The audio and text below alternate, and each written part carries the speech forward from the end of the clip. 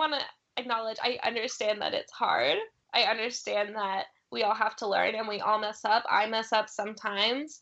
It's a lot to keep track of, and we've all been taught to speak in a certain way. But I really think that if we all try, we can figure it out eventually, and it'll really be helpful. So thank you so much for doing that work and trying. I really appreciate it.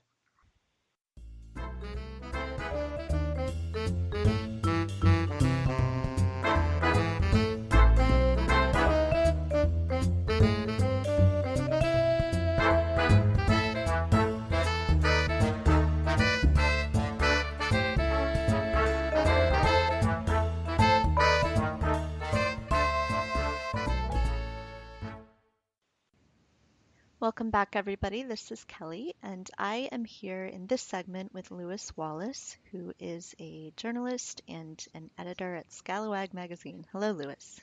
Hi. Thank you so much for joining us as we think through some of the issues around the politics of gender identity and gender. I wanted to sort of talk to you because I know you've done a lot of writing about both gender identity and politics and particular issues. So I thought that you could give us a good perspective. But could we start with could you tell us a little bit about the kind of work that you have been doing, especially recently, and sort of where you're located, where you're coming from? Yeah, so I actually made a move just last year from New York City to North Carolina, in part because I wanted to shift the focus of my own reporting into a swing state, into one of these areas that people had started calling Trump country, which is a phrase I don't like, but we can talk about that separately, and into some place where I could be closer to the kinds of stories that I wanted to cover on the ground. So I now work with a magazine called Scalawag. The goal of Scalawag in a lot of ways is to reckon with the South, to reckon with the complexity of the history of the South in terms of racial justice, gender justice, sexuality, all of those kinds of identity issues, and also to paint a different picture of the South than sometimes what we get from regional or national media that tends to be focused on kind of the South as a backwater. And we're interested in the idea of the South as a bellwether for the politics of the nation, which I think was a really informative way actually to think about the election of 2016. The bathroom bill, quote unquote, that had been passed in North Carolina is another sort of bellwether moment around the scapegoating of trans people, of transgender people by conservative movements. And so that was something I was interested in kind of being right in the middle of, even as a trans person where, in theory, I suppose I could face more discrimination here in North Carolina than I could in New York. But it was important to me to look at it from here. That's great. And have you personally experienced obviously there's a difference in culture between New York and North Carolina in all sorts of ways, but have you experienced a difference in culture in a way that has sort of personally affected you? I think in a place like New York City, there was a comfort in knowing, say I was kicked out of a public restroom or discriminated against in some way. There was a comfort in knowing that there were some laws on the books that might protect someone like me from that. That doesn't necessarily mean in a day-to-day way that it's more or less likely to happen there than it is here. And I think the flip side is living in a place like North Carolina, there's not the assumption that everything is fine with, trans politics and queer politics. And in some ways, I would say especially, liberal people are maybe more likely to be engaged, where in New York, I think a lot of liberal people think, oh, this issue has already been dealt with, not realizing how much violence and targeting continues against trans communities, particularly trans communities of color in New York as it does in North Carolina. So I think all that is to say that the problems of discrimination and anti-trans violence certainly cross state lines, and that sometimes there's a sense of sort of cultural progression that people hide behind in order to not face that reality. And in North Carolina, that's not possible. And it's actually kind of empowering in a way for me to be someplace where people are looking at it and talking about it, and there's a lot of real talk. Yeah, that's really interesting to think about. And I don't think very many people who have not experienced these things themselves would think in that way, that it may be just as likely for things to happen, and at least that there are people sort of looking for that and watching out for that. So I think that's a useful perspective. Yeah, and just anecdotally on the bathroom thing, I have been harassed in bathrooms a bunch of times, but the most notable times in my memory, one I was in Berkeley and the other one I was in Chicago. So there you have it. So let's talk about bathrooms a little bit then. You mentioned that these sort of quote unquote bathroom bills are a bellwether. Can you talk a little bit more about what you mean by that, and what these really look like, and matter, uh, if they matter beyond the symbolism? Yeah, so it's complicated. So one thing in North Carolina that I think was really missed in kind of the focus on anti-trans discrimination was the fact that this was also that the quote unquote bathroom bill in North Carolina was also about sort of a battle between state and local control over anti-discrimination ordinances and over minimum wage laws.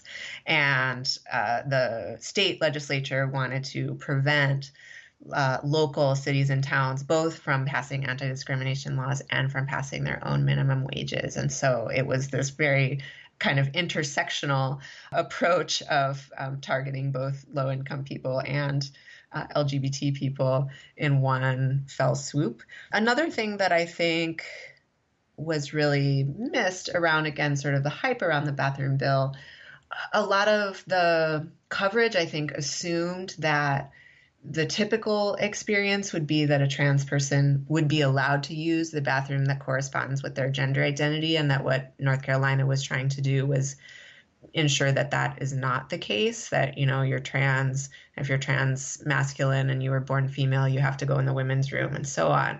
In fact, in North Carolina and in a lot of states, there wasn't any protection against that sort of harassment or discrimination in the first place. And so those interactions, the targeting of a trans person in a bathroom, is something that people were already, worried about and afraid of. And so in a way, the North Carolina law was just sort of giving additional validation to and permission to something that already might happen, to a form of anti-trans violence that already might and does happen. And so I think it brought attention to that issue in an interesting way, but also sometimes obscured the fact that it wasn't sort of because of the bathroom bill that was going on. It was because of transphobia and a lack of any, federal protections against anti-trans discrimination in the first place. Trans people became a scapegoat for the Christian right and sort of a focus for the Christian right after gay marriage passed at the federal level. The Christian right kind of glommed onto, oh, we can hype up a certain amount of fear around this other group of people. And that has been a very effective tactic for them. But it's not always grounded in the reality that trans people have made all these advancements and have all these rights. That in North Carolina, for example, that wasn't really the case. So it's a sad irony, I guess, to the whole thing. Yeah, well, and I think perhaps some of the further irony to it is that I think there are a lot of people, myself very much included, who didn't really ever think about the experience of trans people in public restrooms before these bills were introduced. Right. And so they've effectively created a scapegoat for their base, but they've also created or brought out of the woodwork a whole lot of support on the other side. Yeah. Which I'm sure was not at all their intention, but I'm grateful to them in a way that, now this is something that I'm thinking more consciously about, and, trying to figure out, okay, how can I better support trans people in, so I work on a university campus. And so one of the things that I'm very aware of is at universities, places where there are, in fact, maps of where are the gender neutral single user bathrooms that can be used. And so that's a thing that I think is a good outcome of thinking about those sorts of things, or is at least maybe a step in the right direction. But if you're not thinking about those things at all, you don't even realize that there's a problem that needs to be addressed. A great example of that kind of attempted scapegoating backfiring is the candidacy of Danica Roem in Virginia, who ran for the Virginia State House and became the first trans woman to be elected to the Virginia State House. She went up against this incumbent Republican candidate who had been proudly homophobic and transphobic, and I think in some ways because of all the attention around things like North Carolina's bathroom bill and so on, Danica Roem was able to get just this overwhelming support from around the country, and then unseated the incumbent to become the first trans woman to be in the Virginia State House. Yeah, well, and it's interesting looking at Danica's campaign that, that wasn't the issue she was focusing on. She was focusing on the issues that she wanted to bring attention to, things like roads. And, it was the other side that was trying to make an issue out of the fact that she was a trans woman and, like you say, may have well backfired on them. Mm-hmm. To whatever extent these laws may or may not actually ever come to fruition and be passed, there is the issue of students, especially in elementary, middle, high school, having problems in their schools, not being allowed to use the bathrooms that they choose to use. And the Trump administration has been very hostile to these children who are trying to have a good experience in their schools, trying to have the experience that they're supposed to be allowed to have as, being able to go to a public school and feel supported there. And so just recently, Betsy DeVos said that, they're not going to investigate complaints.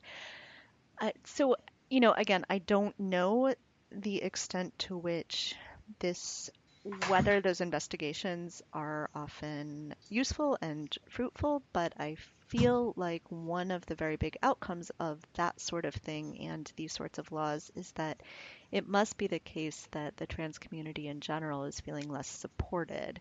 Again, whether or not that's actually the case, the impression of support.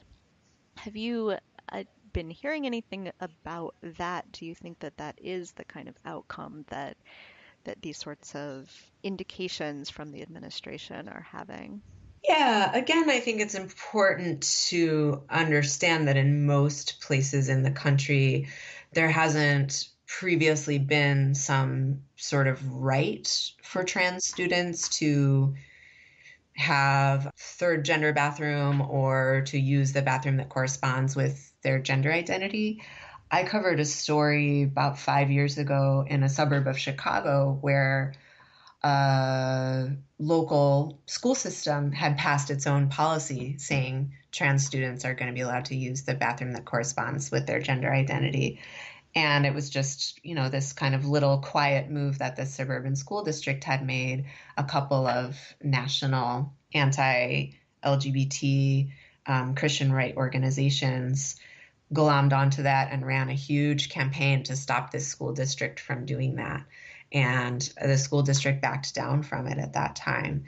And so there's all these sort of skirmishes that have been going on for years and years to that effect, that again, in the absence of some sort of federal regulation or federal support, that's the level at which it's playing out. And while the Obama administration was more sympathetic to trans children, the Obama administration was also not responsible for creating a right within public schools for students not to be discriminated against in bathroom cases.